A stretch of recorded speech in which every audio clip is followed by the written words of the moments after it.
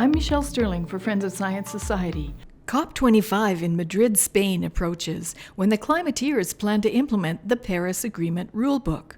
From December 2nd to 13th, thousands of people who are busy saving the planet will fly into Madrid, Spain. These COPs, or Conference of the Parties, have met every year since 1995. In that time, fossil fuel consumption has risen dramatically worldwide, but the recent IPCC report says we should dramatically reduce the use of coal, natural gas, and oil in the next 12 years. Just like the UN said in 1989, we only have a few years to save the planet. Well, meanwhile, let's all fly to another climate conference. But you should pay attention to this conference because there's a push to make a global carbon tax an international law. Before you agree to that, let's think about who would implement such a law, who would be the objective judge, and what are the implications for Canadians. Most of the world and most members of the United Nations are not democracies. None of the top 10 countries with oil reserves are Western-style democracies.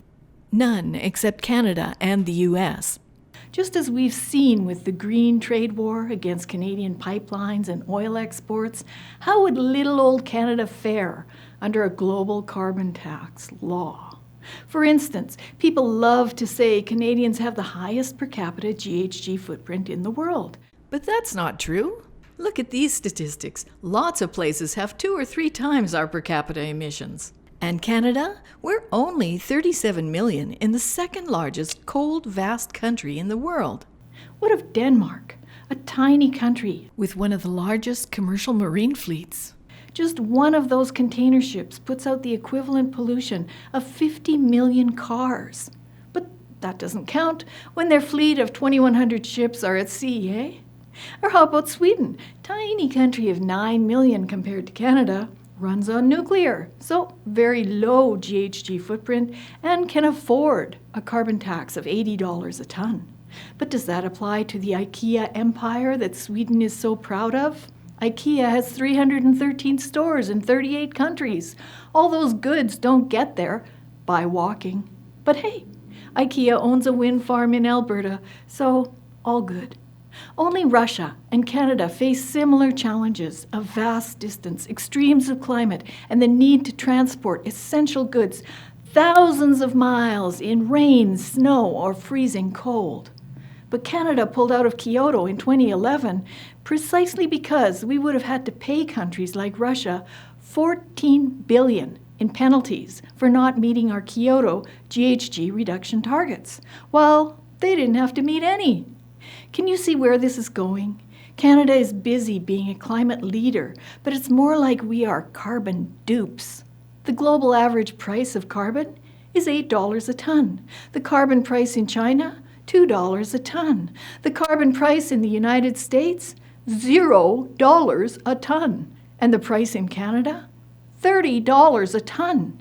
In fact, the present combined federal and provincial fuel taxes are already equivalent to a carbon tax of $192 a ton.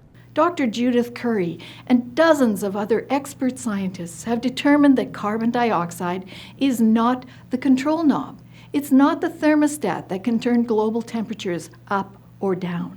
So a carbon tax is a senseless thing, unless it's just a way for green billionaires to make more billions from you on carbon trading markets. And who will benefit? Countries with no environmental standards. White-collar criminals, international mafia, they've all been implicated in the illegal carbon trades because it's a virtual commodity. Like the emperor's new clothes, there's nothing there. Competitive fossil fuel interests could block us, tax us, and crush our democracy through CO2 coercion. We issued a report reviewing the faulty premises of the recent IPCC report. Please read it. It's in plain language, and it will give you some ideas of smarter ways to take climate action and adaptation. That won't put the world on a road to ruin. There's hope for a better world, and it starts with questioning the climateers. For Friends of Science Society, I'm Michelle Sterling.